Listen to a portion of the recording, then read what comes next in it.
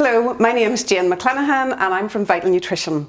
Today I'm with Inspire at Lombard House and I'm joined by Moira Doherty from Department for Communities and Conor Deehan from TAMI. So it's great to be here to celebrate World Mental Health Day 2020. It's a really different year this year and we are going to give you literally some food for thought about how you can look after your well-being in this crazy time. So you've heard the take 5 steps for well-being, and we're talking about the give step. So over lockdown, Moira and Conor, it's been really strange time, hasn't it? So what has been happening with you, Moira? Well, my job, Jane, I work in the Department for Communities, and my day job is really diverse. I'm very lucky, so I have a whole range of responsibilities that include sport, culture, arts, voluntary and community sector, historic environment. It's a whole wide range, brilliant. But when the emergency kicked in, we had to completely pivot and focus our attention on supporting people through that emergency. And in particular, we were very focused on those who might possibly be vulnerable or disadvantaged because of the situation that we found ourselves in. So our Minister, Minister Deirdre Hargey, was very clear from the outset that she wanted our focus absolutely to be on really swift and effective support for the people who needed it most. So she set up an emergency leadership group that was essentially a partnership between ourselves and the community and colleagues in the voluntary and community sector. And we got together first on the 20th of March, which seems like a really long time ago now, and worked out together what needed to be done. And one of the really big elements of that programme was access to food. So that became my day job, certainly for a good 6 to 8 weeks. So I left behind a little bit of my castles and my board programmes and all the normal things that come with being a civil servant in your day job, and worked almost exclusively on the emergency response programme for that time. So it was a big change, yes, but incredibly rewarding. It was brilliant. Fantastic. A real pivot, wasn't it, of what you were doing? Yeah. And amazing that you could pivot and serve the community like that as well then. Brilliant. Conor, what about you then? What has been happening with you since March? Well, I work with a charity called TAMI, Tackling Awareness of Mental Health Issues. Our work is very much based in the community. So before the lockdown, we always had groups of kids coming through and just teaching them good relations and about their mental health through sports. So once the lockdown happened, obviously we couldn't do that anymore. So it was a very big focus on what we needed to do next. So I believe once that has happened, the lockdown, we sort of focused more within our own communities and started providing them with supplements like food and just sort of volunteering, trying to be an ear for people. So we did volunteer down at the St. Patrick's Soup Kitchen, just giving out food to the homeless and just anyone who was in need, as well as doing food delivery runs as well, just to people who are more vulnerable and who needed those resources more than what others. We've got a great group of kids with us, volunteers, all volunteering their time, who would go out in the communities. It's not even, some of them don't even belong to that community. They're either getting a bus or they're getting a lift, social distance, of course, just to help out in the local community, and it is wonderful to see that. That's fantastic. Definitely is. That is real community spirit, isn't it, in action? Definitely. And were you doing the cooking then? You were cooking all that soup? Oh no, I wish. No, everything was sort of cooked from the St. Patrick's Chapel. There's a wee kitchen there. Some people would stay there and help clean up, because it is always busy. There's always people coming in and out of that their kitchen, so some people are just sitting in the back. I was the designated cleaner, of course, just cleaning up all the dishes. It's a very important job, Conor. Yes. Making sure it's all sterile. And then there'd be people serving the food as well. So it was good. It's a good experience to have, and it's good to actually be involved in that. Yes, very much. I know a lot of the guys get a lot from that as well, because you sort of look within yourself a lot more and sort of appreciate more what you're going through, and like you sort of appreciate what you have and what others don't. Yeah, So that's it does brilliant. give you another intake in life. That's brilliant. And also still connecting your community, Yeah. even though we were in lockdown and not able to see each other. Amazing. Sounds fantastic. I'm going to tell you what I was doing then. So I, again, totally pivoted. And usually I would go into workplaces and work with loads of community groups and talk to people about diet and nutrition and how to eat for mental and physical well-being. So obviously that all stopped. It was the Friday before St. Patrick's Day that everything just, wasn't it? That's Everything right, just yeah. stopped. So I was really lucky that I was already doing a lot of online classes, so they really increased. So I was able to work with my community groups that I had already built relationships with, and I started this thing on a Tuesday morning called Tuesday Tea Break. So there was people, we had about 40 in the group, and they would all join me at 10 o'clock every Tuesday, either in my kitchen or in my garden. Oh, and we brilliant. cooked and we grew, and it was just brilliant. It was a really nice, like you were saying, Connor, a really nice community spirit.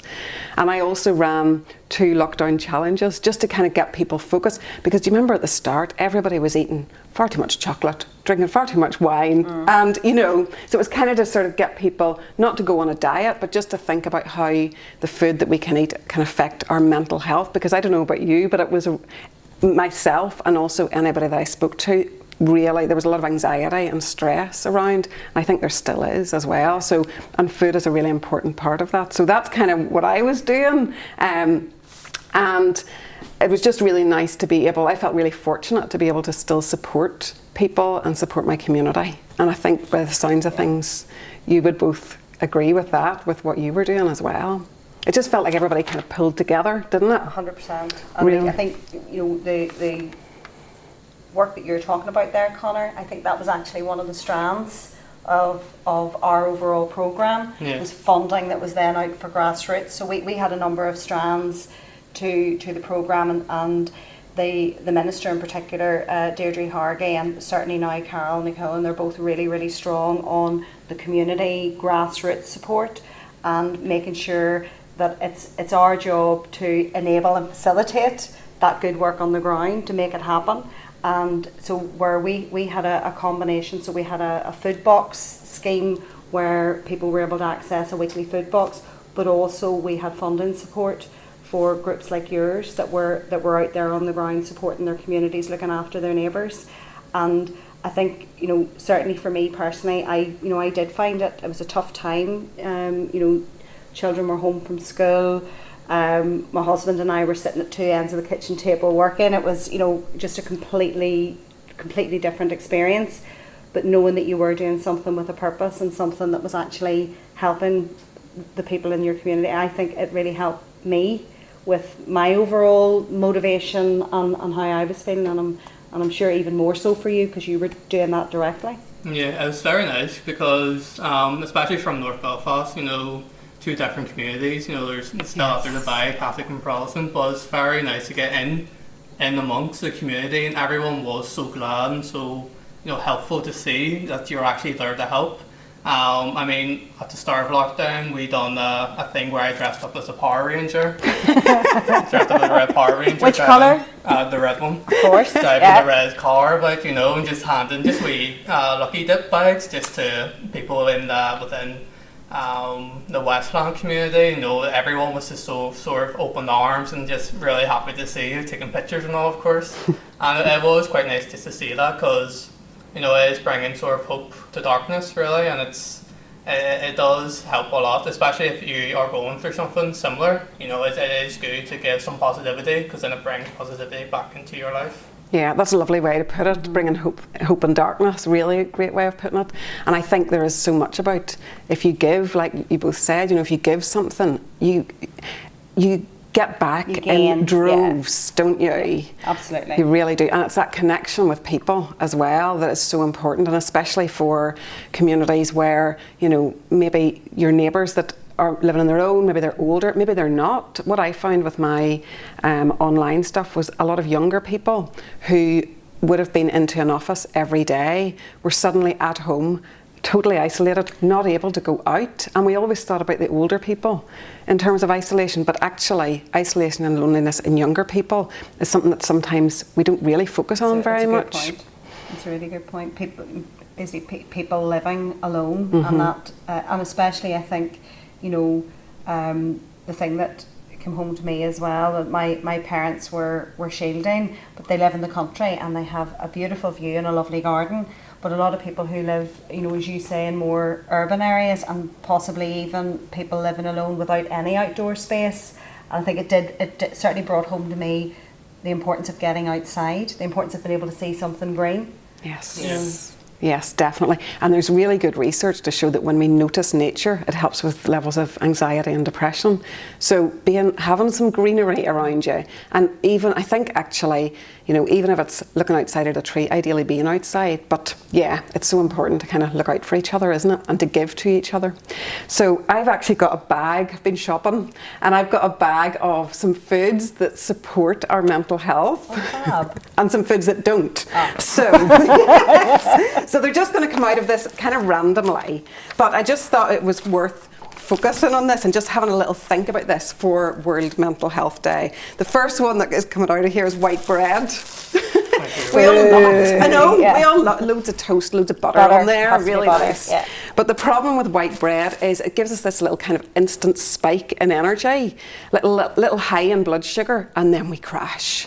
And when we get that crash, we feel lethargic, fed up, grumpy. Crabbit is my favourite word, you know. So you feel good Ulster Scots word there, Jane. You feel like that. And what we don't realise is actually that the impact that white foods, white bread, white rice, white pasta has on our body is exactly the same impact as eating too much sugar. And yet this is a comfort food, isn't it? So just swapping to your brown would be better. And not just because of the fibre for digestion, but also to keep us much more sustained in energy. So I'll put that in the bad shelf, that can go under there. But my younger son has type 1 diabetes. Okay. So what's been really interesting for us, he was diagnosed about 3 years ago, is we're now so conscious of this because we're doing blood sugar readings with him. We see such a difference when different foods that he eat that might have the same amount of carbohydrate in them, but the type of carbohydrate makes a big difference to his blood sugar, and the difference in his blood sugar makes a huge difference to his concentration, his mood, and his overall well-being. So I've become really conscious of that just through having to help him manage his condition. And has the rest of your family changed their diet as a result then? We've all kind of morphed towards, so just heard you talking earlier about breakfast.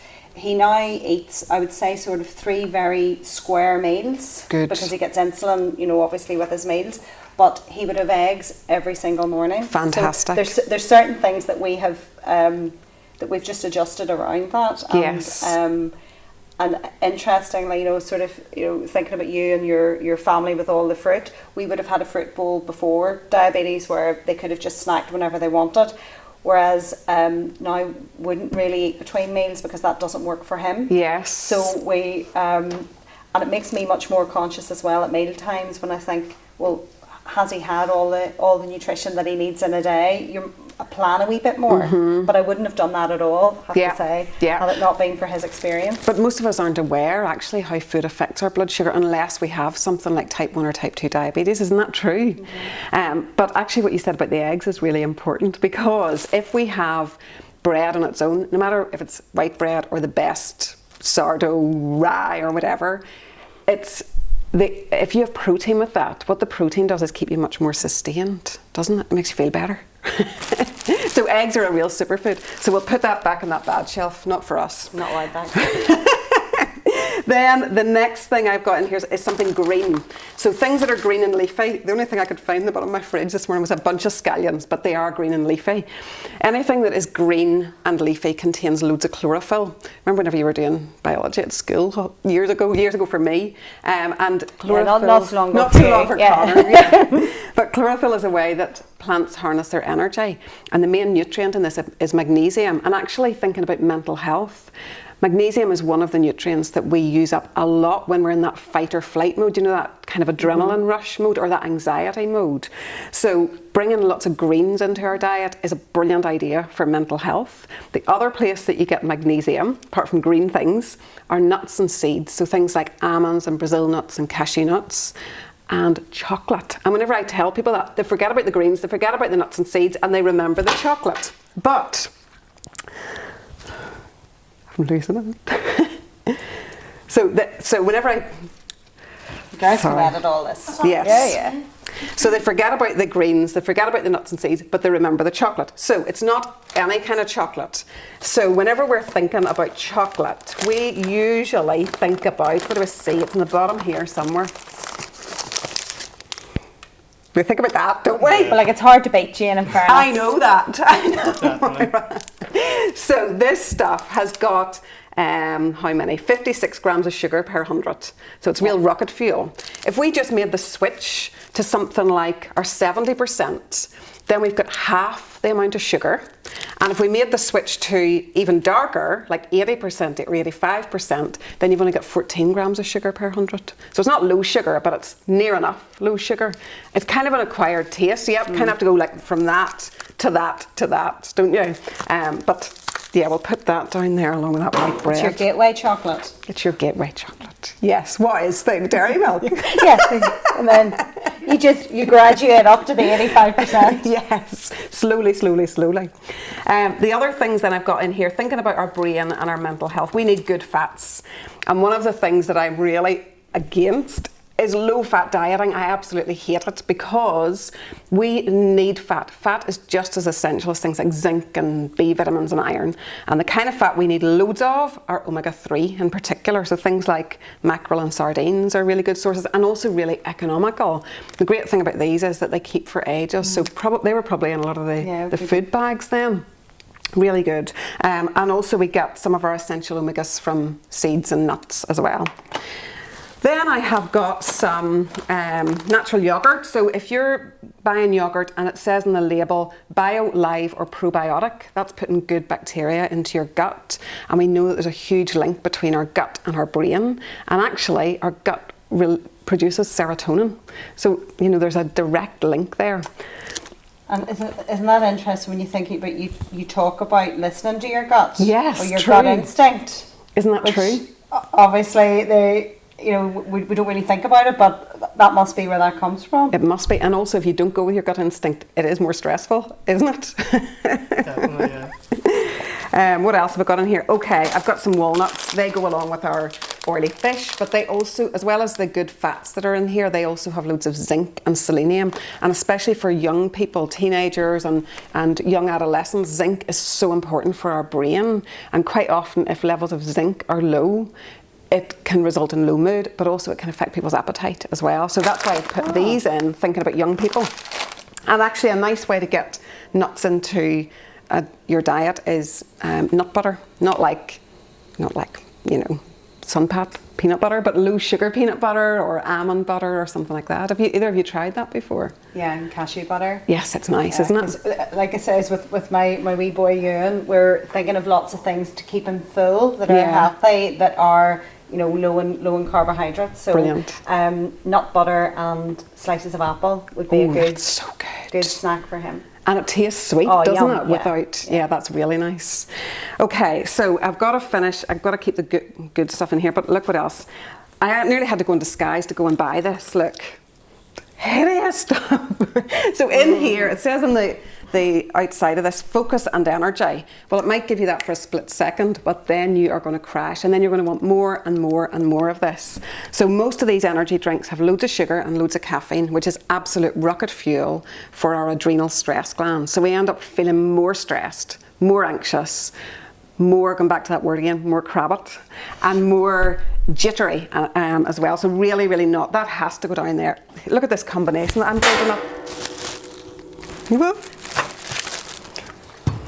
I've never had an energy drink before. Good. Never in my life. What does it taste like? I think I'm the generation that kind of, I'm too old, I'm the generation before it became, like Red Bull was maybe just slightly after me. Just like having sodas. Stop it! Does it really? Does it really, Connor? Definitely. Well, Connor, don't. You're a pusher now. I'd be like, And does it make you feel? Yeah. But then the crash, like Jane says, right, Connor? Yeah, there's a crash. It really does depend though, because sometimes I would go, say, 6 weeks without having an energy drink, just drinking water or diluted water, and then when I retaste the Monster Energy, you're like, why did I stop? You know, it is very addictive, as you were It saying. is addictive, it definitely is. And whenever you drink that then, do you get like a wee buzz and energy? 100%, yeah. And do you feel jittery with it or anything? Yeah, like sometimes when I'm working, I can't sit still. Like I'm just sitting there fidgeting, and like I would take it because I'm tired, obviously, to like try and concentrate more on work. Yes. And then once I drink it, I can't concentrate on work because my mind's going about the place, 100 miles a minute. So do you know what it's doing then? Is it's switching your stress glands on and you're releasing adrenaline. That's why it makes you feel. Yeah.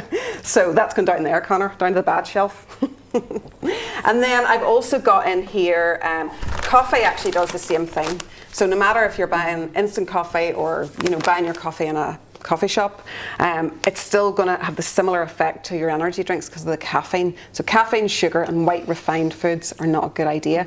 Fine in moderation, like a cup in the morning with your breakfast or something, but if we drink loads of it, it really can contribute to stress. Are you a coffee drinker, Maureen? Well, I'm a kind of a high energy person. Yeah. So the people around me would limit my coffee intake if I put it that way. Yes.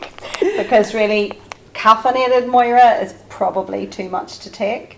So I wouldn't have caffeine after noon. Yeah. Does it affect your sleep? No, well, I think perhaps if I was continuing to drink it in the day, but I do limit myself to 2 cups, so I would have 2 cups in the morning, and then no more, because I do really enjoy it. Yes. But if I have too much of it, it's that kind of jittery, skittish feeling that you can't. Yes, that Connor's getting from that energy drink. Yeah. It's the same thing, isn't it? It's exactly Yeah. the same thing. I know what you mean. I love coffee as well, but I can't drink more than 2 cups a day. That's my limit. So that's kind of going. It's nice, but it's going down there as well. And then I have got in here some green tea. So what you could do is replace even 1 cup of your coffee with green tea.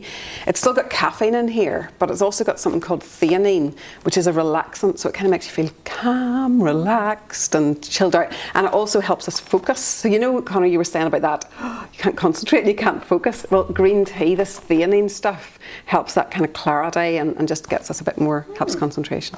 So you can take the green tea home with you. Change your energy drink to your green tea.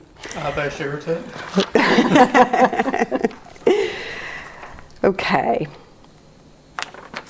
Okay, so I'm going to make you breakfast. Yum. Or brunch, isn't it? It's Sunday brunch we're doing for World Mental Health Day with Inspire. So we're going to have pea, mint and feta fritters. And it's kind of a different breakfast, but I was thinking about what both of you are doing and that idea that I want to give you something because it's part of World Mental Health Day, but also just thinking about the types of foods that you are probably being donated in your community or you were given out in food banks and food bags in your community. This kind of recipe, you can put anything into it. And I started, this was kind of like an idea in my head because I looked in my fridge one day, whenever you look in there, there's nothing in there. There's maybe half an onion. There was a bit of, like a wee hard end of a bit of cheese, and that was it. But I knew I had a bag of frozen peas. So this recipe came out of that. So this was a lockdown meal for me. So we have got, it's a really, really simple recipe and it's not going to take very long. So I hope you're hungry. So we're going to start off just with a couple of eggs. So eggs, actually, Maura, this will be a good one for your son. I'm just thinking, yeah. And he'd probably quite like to make it himself as well. So give your eggs a wee whisk. Nice looking whisk, babe. Isn't it? That was a lockdown special as well, because my other one fell to bits. Overuse. Overuse is right. Okay, so into this then, I'm going to put in, I've got some really, really finely sliced half an onion. It wasn't even a whole onion. So half an onion goes in there. And then I have got some frozen peas. So this, you can do it with, if you've got your own fresh peas and you're growing them, you can do them with that. But everybody's got a bag of frozen peas. Can't beat a bag of frozen I know, they're so handy. And they're a good way of bulking stuff up as well, aren't they? So in go the peas, that's about 150 grams. Just straight out of the freezer? Straight out of the freezer, yeah, totally. And then in here, I'm going to put some feta. So this was the end of the block of cheese that I had that day. I was thinking about the recipe. So it doesn't have to be feta. It could be a little bit of cheddar or whatever kind of cheese you've got. Not dairy, but any other kind of cheese it could be. That would be on your bad shelf. That would be the bad shelf, exactly. So we'll just give this a little mix together. And it's a bit like a frittata or an omelette, but kind of not. So I'm going to put some flour into this.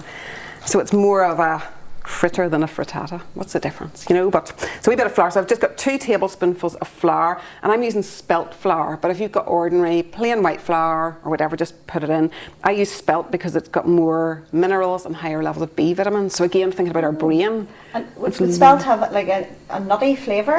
It's really similar to wheat flour, actually, and it's very low glycemic index. So good for blood sugar balance. Yes. So in that goes. And then a little bit of lemon zest. So when you're buying lemons, you know, normally we buy our lemons, we just zest them, or we chop them and have them in our whatever, gin and tonic maybe. But if you wash your lemon, give it a good scrub so you're getting rid of, there's a wax on the surface of your lemon. If you don't have a lemon, it's not the end of the world, it doesn't matter. So you can put, if you haven't got a bag of frozen peas, you could put broccoli into this, or pepper into this, or tomatoes, you know. I'll give you the recipe, but you don't have to follow it exactly. And then a little bit of black pepper.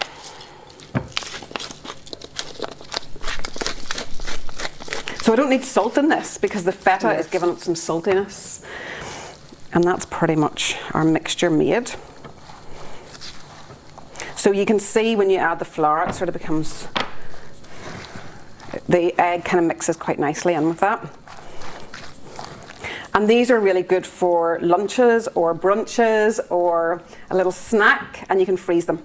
Oh. So I'm going to leave that for a minute just to get our hob heated up. And while that is heating up, I'm going to make a wee salad to go with it. So we're going to have this with some rocket and some tomato salad. So for your tomato salad, we're just doing few little cherry tomatoes, and these are really rich in something called lycopene. That's a really nice immune balancer, good for our immune system, which we're all thinking about at the minute, aren't we? Yeah. With coronavirus and even just the change of season. Of course, these are ones I grew, not. I was about to be, you know, even more impressed / intimidated. No, definitely not. Okay, so some tomatoes, a little bit of olive oil. You can put, it's really nice to add basil into this as well, but we haven't got any basil, so we're going to have it with our rocket instead. And that's it, you know, anything that you're looking at, if you're looking at a recipe and you're thinking, I haven't got half those ingredients, you can usually substitute something. You don't have to have exactly the right ingredients. And I'm adding a little bit of sea salt in here as well. So it's quite good to make this up in advance and leave it sit, because the sea salt will just bring out all the flavour in our tomatoes. So that will be delicious with your fritters. Right, let's see how this is coming on then. So we're just going to use a little bit of oil, and when you're cooking with oil, you're better not to use sunflower oil or vegetable oil because they're really delicate. So I'm just going to use a little bit of olive oil. And when you say delicate, do you mean in terms of the kind of smoke rate or the point at which? Exactly, Maura. So if you heat vegetable or sunflower oil to a high temperature, you know when you have to put the fan on and open all the windows. Not that that ever happens in my house, of course, sometimes it does, but that is when your oil has been damaged, and it means that it's really dangerous for things like our cholesterol. So just, you can heat olive oil to a slightly higher temperature, but keep it below 190 ideally. Sunflower and vegetable oil, although they've got a good reputation, actually are not that good for us, believe it or not. So this is better. What about the spray oil you can get? If you're using olive oil as a spray oil, Connor, it's good, but usually those spray oils are blended with vegetable oil, so they're not wonderful really. So this, I'm just going to use like a spoonful, that kind of size. You can smell the lemon, it's lovely. Can't you? I think the lemon does make a difference. When you put this in the pan, it looks like everything's going to fall apart, but I promise you, it won't. You know, things that it doesn't fall apart in my own kitchen, but whenever somebody's got a camera in front of you, it might. It'll still taste good though, I hope so. That's the main thing. And try and, whenever you're putting it out, try and get your feta evenly distributed. Do you like feta, Colin? I've tried it before. Oh, you're in for a treat. You could easily just use it. It's really nice with grated, just ordinary cheese too, you know. Okay, so about 2 minutes on each side, and that's it.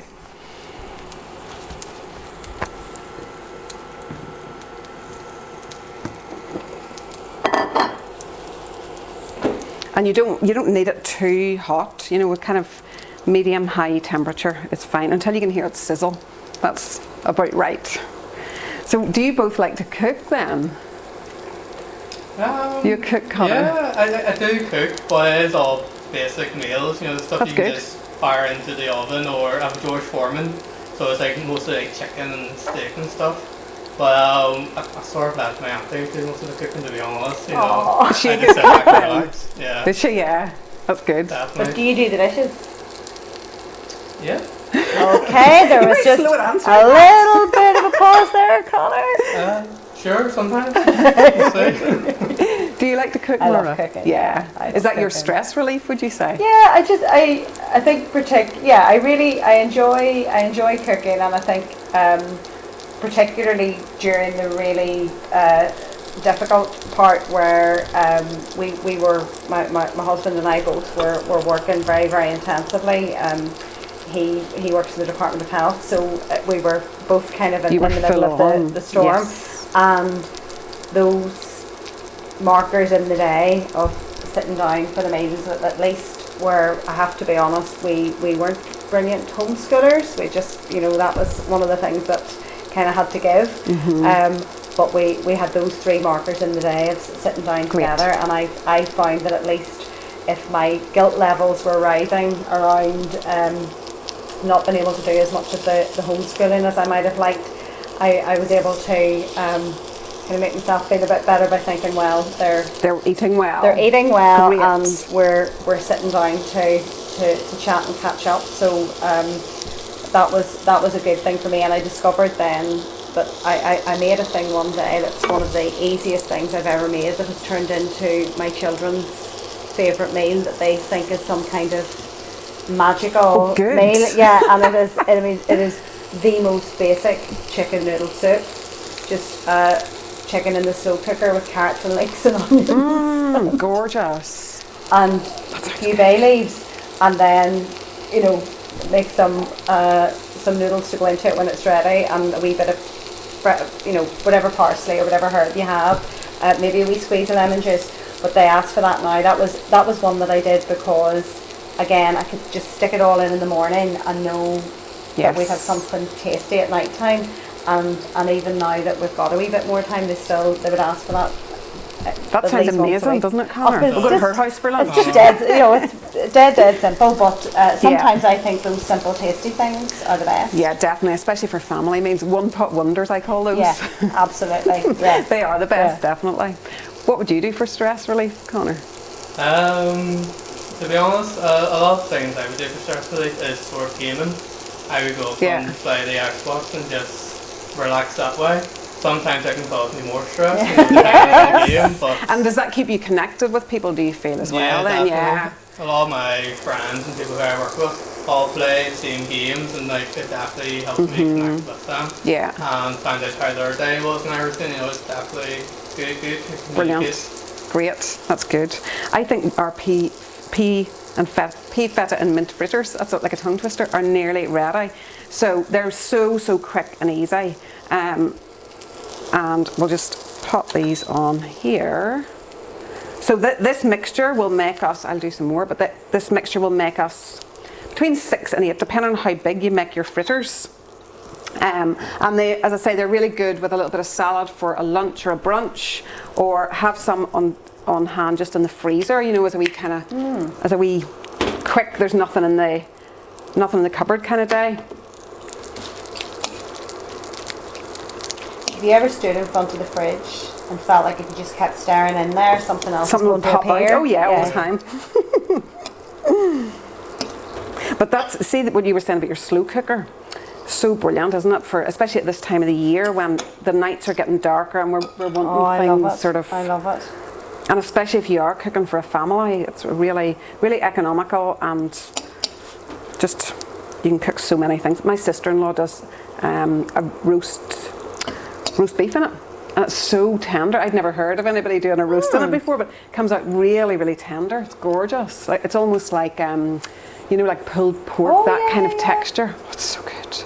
So when Vicky says, do you want to come for Sunday lunch and it's slow cooked beef? Yes, please. Yes, please, yeah. Yeah. And I think that's one of the things that we found really interesting through, and you know, you maybe heard this too, Connor, families not being able to come together for Sunday lunch. Yes, that big was deal. a big deal, a really big deal for people. And some of the other things that we heard, because we had an advice line, and you know, it was great to hear some of those sort of human stories that how people were experiencing things, and issues around food poverty that are really now we're having to think about, you know, as we well, not saying move out, as we transition, because we're in a different place now, but not being able to share food, not being able to split costs. Yes. So the economic piece, the finance piece, that, you know, money didn't stretch as far, but also that connection of seeing friends and family around the table, and you know, that has been really tough for people. Yeah, because food is really how we connect, isn't it? We've talked a lot about food today, and it really does. I always say food is not just about nutrition, it's also social and emotional and economic. It just covers all bases, really, doesn't it? I love it. I love food, and people always say, do you eat healthy all the time? I do most of the time because it makes me feel better, but not all the time. You know, nobody eats, even people that say they do. I don't believe they do eat healthily all the time. Yeah, well, I mean, because if you love food, yes. And I also think it's once you're connected to how that food actually makes you feel. Like if I ate some of that white bread, I would be in a heap on the floor. I'd just be exhausted, especially if I had I might need some of that energy drink, Connor. But, you know, so I know that if I eat the right food, I feel energised, my mood is good, and I can kind of cope with whatever stressors the day throws at me. But if I don't, then I would tend to be maybe a bit more anxious and jittery and definitely lower energy. And it's also the same thing for exercise as well. For me, I don't exercise necessarily for weight loss. I exercise for my brain and my mental health. This doesn't want to go over. There we go. Connor, you know, when you're working with young people and sport and everything, so I've noticed two wee boys and they're 10 and 12, and I don't know whether you'll be able to tell me, obviously having been a young boy at one point, they seem to be hungry all the time. Yeah. Is this a thing? It most definitely is a thing. Am I about to you know, have to double my my weekly shop? They just seem to be hungry all the time, and particularly if they are doing any sort of exercise, you couldn't fill them. Yeah, well, I feel like whenever I was younger, I wasn't really always hungry. Whenever I was like playing and all, I wasn't hungry at all. But whenever I sat in more and playing, like say on the Xbox or playing PlayStation, I got hungrier because it feels that my brain was like less stimulated and it was more boredom. I feel like I would eat more out of boredom rather than being productive. But yeah, it's just one of those things. I think from the age of 8 to 18, you're going to double every year your shopping. Do you eat anything differently whenever you're doing the training, like your sporty stuff? Yeah, whenever I'm doing the training, I'm trying to eat more clean. Basically, you know, trying not to eat as much sweets, trying not to drink much energy drinks, for instance, because that does make me a bit tired and, you know, makes me lax in judgment really. And you can't have that while you're training and looking after kids. You have to be on focus and be able to see what they're doing at all times. So do try and stick a little bit more cleaner food, just home cooked food really. But isn't that amazing that that's what the energy drinks are selling us, is that they're selling us focus and energy, and actually what you're saying is when you're training and you're really into your training, it doesn't work. Do you tell the kids that you're working with that as well then? Oh no. Oh yes, you should. Come on, spread the word. They just look at you like you have 3 heads. But they would benefit so much from it. And also, you know, they look up to you, I'm sure, and respect you. I was going to say, they're probably watching what you're eating and drinking. Yes. Okay, our fritters are frittered. We are good to go with this. Jane, they look great. So they're so easy, and the other thing about them is they're really, really economical. So they're brilliant for healthy eating on a budget. Okay, so here's our pea, feta and mint fritters, and I'm going to go and enjoy my Sunday brunch with Moira and Connor. Thank you so much. It's been really fun to hang out with you.